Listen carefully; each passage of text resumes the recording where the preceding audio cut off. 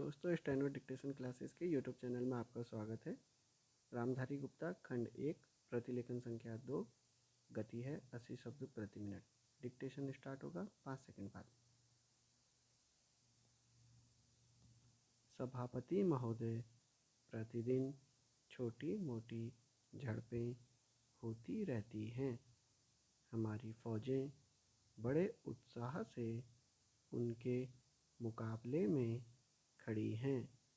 उनके हौसले बहुत ऊंचे हैं, लेकिन हमारी सरकार का भी यह कर्तव्य है कि उनके हौसले को कभी गिरने न दे।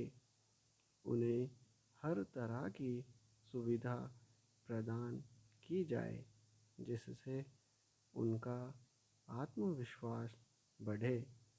मैं मंत्री महोदय से अनुरोध करूंगा कि सरकार अपनी नीतियों के प्रचार का काम ठीक प्रकार से अपनी फौजों से करे। उनको अच्छे अच्छे हथियार दे। अनुसूचित जातियों और आदिवासी जातियों के आयुक्त ने जो अपना प्रतिवेदन प्रस्तुत किया है, उस प्रतिवेदन को देखने से यह प्रतीत होता है कि इसको तैयार करने में उन्होंने बहुत परिश्रम से कार्य किया है।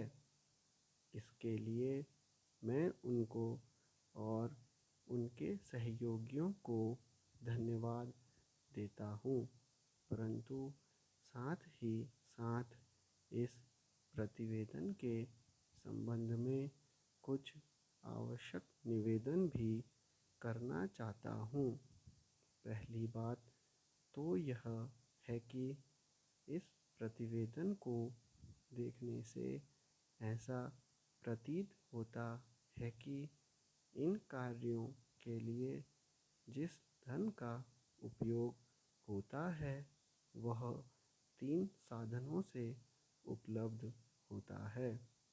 केंद्र सरकार द्वारा, राज्य सरकारों द्वारा और कुछ गैर सरकारी संस्थाओं द्वारा। प्रतिवेदन के अनुसार जितना धन इन कार्यों पर व्यय करने के लिए दिया जाता है, उतना धन पूरी तरह से व्यय नहीं हो पाता।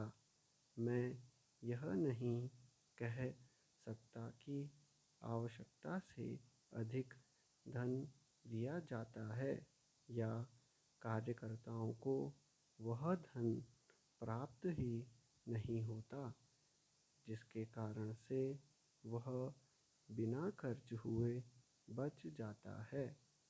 मैं तो यह चाहता हूँ कि जितना धन दिया जाता है उसका पूरा उपयोग हो और आयुक्त को यह न कहना पड़े कि इस कार्य के लिए जितने धन की आवश्यकता थी उतना धन नहीं मिल पाया और विवश होकर हमको उस कार्य को बीच में ही रोकना पड़ा।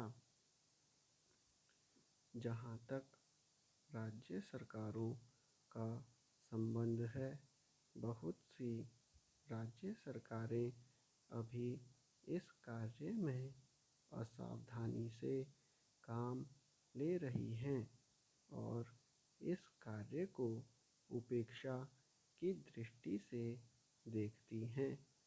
आयुक्त ने इस बात की शिकायत की है कि बहुत सी राज्य सरकारों ने अनेक पत्र भेजने के बाद भी अभी तक अपनी रिपोर्ट नहीं भेजी है।